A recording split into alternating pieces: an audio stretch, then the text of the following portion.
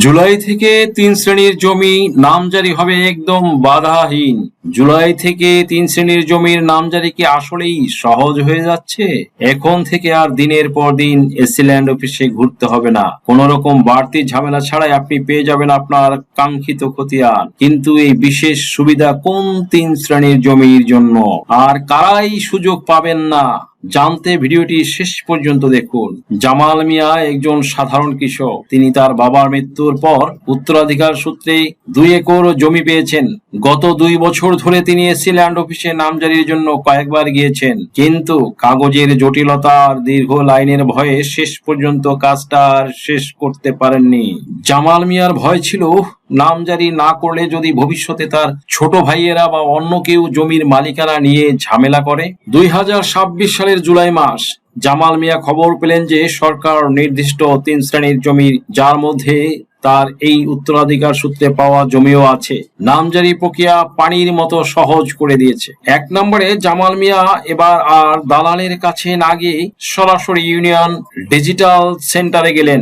২ নম্বর, নতুন নিয়ম অনুযায়ী তার পৈতৃক জমির বন্টননামা, দলিল আর ওয়ারিশি সনদ অনলাইনে সাবমিট করলেন। ৩ নম্বর, জুলাইয়ের নতুন নিয়মের কারণে তাকে আর অহেতুক শুনানির জন্য মাসের পর মাস অপেক্ষা করতে হলো না। সিস্টেম স্বয়ংক্রিয়ভাবে তার তথ্য যাচাই করলো।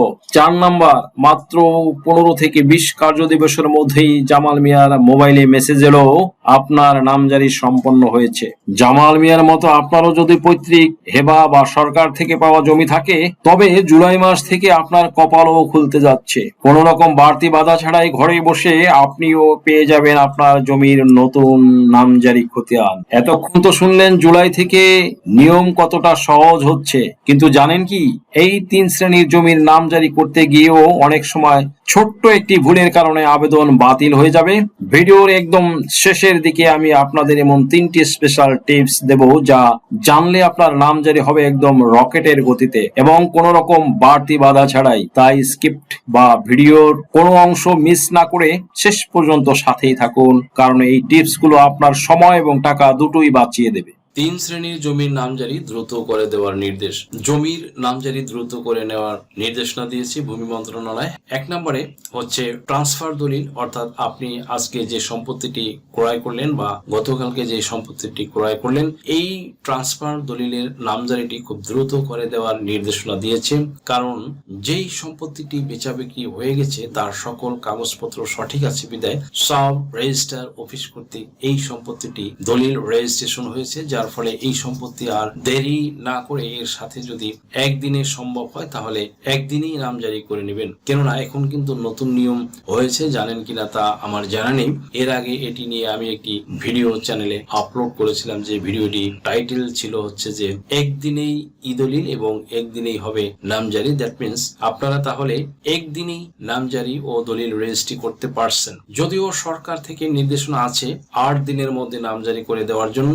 তাহলে ১ নম্বরে গেল হচ্ছে যে ট্রান্সফার সম্পত্তি বা ট্রান্সফার দলিল, যেটাই বলি এই সম্পত্তি সাথে সাথে নামজারি করে দেওয়ার নির্দেশনা কিন্তু দেওয়া হয়েছে। এরপরে নাম্বার ২ নম্বরে আছে যে যারা খতিয়ান থেকে বের হয়ে গেছে, দ্যাট মিনস জমির সকল কাগজপত্র ঠিক থাকার পরেও যেই ব্যক্তি সরাসরি খতিয়ান থেকে বের হয়ে গেছে, তার নামে কোনো খতিয়ান কোনো কিছু নেই, বাট যার কাগজপত্র সঠিক আছে তার সম্পত্তির নামজারি সুন্দরভাবে করে দেওয়ার নির্দেশনা দেওয়া হয়েছে। প্রয়োজনে যদি আবেদনকারীর কোনো কাগজপত্রের ঘাটতি বা কমতি বা শর্টেজ থাকে, তাহলে রেকর্ড বুক থেকে, দ্যাট মিনস ভূমি অফিসে যে রেকর্ড বই থাকে সেখান থেকে যে পুরাতন ফাইল আছে, সেই পুরাতন ফাইলে যে সকল খতিয়ান রয়েছে সেই খতিয়ান তল্লাশি দিয়ে বের করে আবেদনকারীর আবেদনের ভিত্তিতে নামজারি করে দেওয়ার কথা বলা হয়েছে। কারণ এই নামজারিটি করে দিলেই সাধারণ জনগণ ভোগান্তি থেকে রক্ষা পাবে এবং সরকারের যে ভূমি উন্নয়ন কর বা এলডিটি বা ল্যান্ড ডেভেলপমেন্ট ট্যাক্স যথাসময়ে আদায় হয়ে যাবে এবং তারা এটাতেই কিন্তু সবচেয়ে বেশি জোর দিয়েছে। এখন নামজারি করার জন্য এসিল্যান্ড মহোদয় সংশ্লিষ্ট বিভাগে যিনি কর্মকর্তা থাকেন, তিনি যদি অবহেলা করেন তাহলে কিন্তু একজন আইনজীবী বা একজন সাধারণ জনগণ, আমরা কন্টেন্ট ক্রিয়েটর যারা ভিডিও করি, আমাদের কিছু করার থাকে না। আমরা শুধু আপনাদেরকে সচেতন করার জন্য এই পরিপত্রে যে কথাগুলি বলা হয়েছে সেগুলি এখন বলছি, যে যাদের কাগজপত্র সম্পূর্ণভাবে ঠিক আছে এবং যারা রেকর্ড থেকে বের হয়ে গেছে, যারা একেবারে বাদ হয়ে গেছে, আপনি আদালতে মোকদ্দমা দিয়েছেন, আদালত জাজমেন্ট দিয়েছেন, জমির প্রকৃত মালিক যিনি তিনি এই সম্পত্তির নামজারি করে দিবেন আর তিনি এই সম্পত্তি নামজারি করে নেবেন। এক্ষেত্রে আর কোনো খতিয়ে দেখার সুযোগ নেই।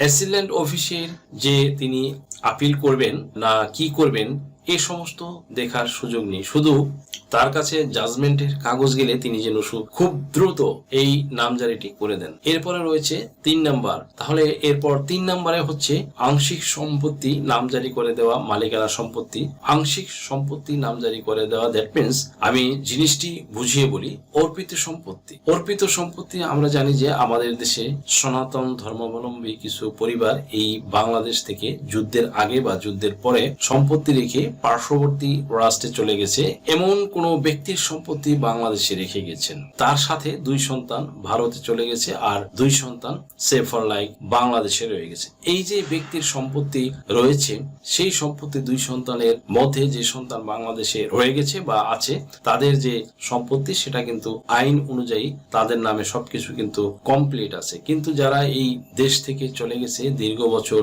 সেভ ফর লাইফ 40 বছর বা 50 বছর বা 55 বছর হয়ে গেছে, তাদের নাগরিকত্ব হারিয়েছেন, তারা পার্শ্ববর্তী রাষ্ট্রের নাগরিকত্ব ইতিমধ্যে পেয়েছেন। এই সকল সম্পত্তিকে কিন্তু অর্পিত সম্পত্তি বলা হয়। কিন্তু এখানে বলা হয়েছে যে যৌথ মালিকানা সম্পত্তির মধ্যে যদি কোনো আংশিক মালিকানা সম্পত্তির মধ্যে যদি কোনো আংশিক সম্পত্তি অর্পিত হিসেবে থাকে তাহলে সেই আংশিক সম্পত্তি বাদ দিয়ে, অর্পিত যে আংশিক সম্পত্তি বাদ দিয়ে সেই অংশের মালিক বাংলাদেশে আছে সেই অংশ তার নামে নামজারি করে দেওয়া। এবং এই যে নামজারিটি এটির বিষয়ে স্পষ্ট করে বলেছেন যে সহকারী কমিশনার ভূমি যিনি আছেন তার আওতাধীন সার্ভেয়ার কানুনগো যারা আছেন তাদেরকে নিয়ে প্রয়োজনে মাঠ পর্যায়ে গিয়ে মৌজা, দাগ নাম্বার, খতিয়ান নাম্বার সবকিছু দেখে শুনে বুঝে যতটুকু সম্পত্তি অর্পিত ততটুকু সম্পত্তির নকশা তৈরি করে মাপ দিয়ে সম্পত্তি আলাদা করে সরকারের নামে নিয়ে বাকি যে সম্পত্তি থাকবে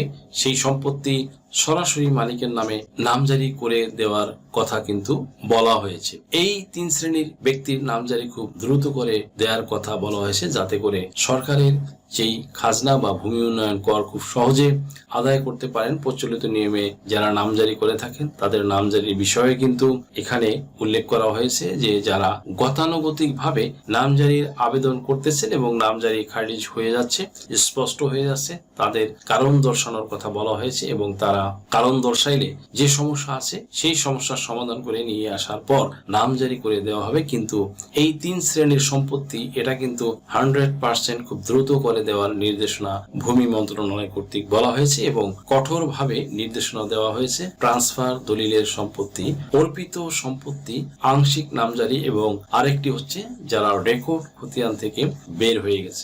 ভিডিওর শুরুতে 3টি স্পেশাল টিপস দেবার কথা বলেছিলাম। 3টি স্পেশাল টিপস গুলো হচ্ছে 1 নম্বরে দলিলের স্ক্যান কপি ও কিউআর কোড যাচাই। আপনার জমির মূল দলিলের কপিটি অবশ্যই পরিষ্কারভাবে স্ক্যান করবেন। বিশেষ করে দলিলে যদি কিউআর কোড থাকে তবে সেটি যেন বোঝা যায়। অস্পষ্ট বা ঝাপসা কপির কারণে অনেক সময় আবেদন বাতিল হয়ে যায়। তাই ছবি না তুলে প্রফেশনাল স্ক্যান দিয়ে স্ক্যান করার চেষ্টা করুন। 2 নম্বরে ওয়ারিশি সনদের নিখুঁত তথ্য। পৈতৃক জমির ক্ষেত্রে ইউনিয়ন পরিষদ বা পৌরসভা থেকে নেওয়া ওয়ারিশি সনদ যেন একদম হালনাগাদ আপডেট হয়। সনদে থাকা নাম ও আপনার জাতীয় পরিচয় পত্রের নামের বানান যেন হুবহু এক থাকে।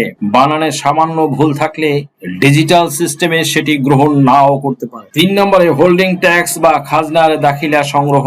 জুলাইয়ের নতুন সুবিধা পেতে হলে আপনার জমির সর্বশেষ বছরের খাজনা বা দাখিলা পরিশোধ করা আছে কিনা নিশ্চিত করুন। খাজনা বাকি থাকলে নামজারির আবেদনটি আটকে যেতে পারে। তাই আবেদন করার আগেই অনলাইন থেকে ই নামজারি বা ভূমি উন্নয়ন কর পরিশোধের কপিটি সাথে রাখুন। ভিউয়ার্স, এই 3টি বিষয় মাথায় রাখলে জুলাই থেকে আপনার জমির নামজারি হবে একদম বাধাহীন। আইন জানুন, নিজের অধিকার রক্ষা করুন। ভিডিওটি ভালো লাগলে শেয়ার করে অন্যদের জানার সুযোগ করে দিন। সকলকে ধন্যবাদ।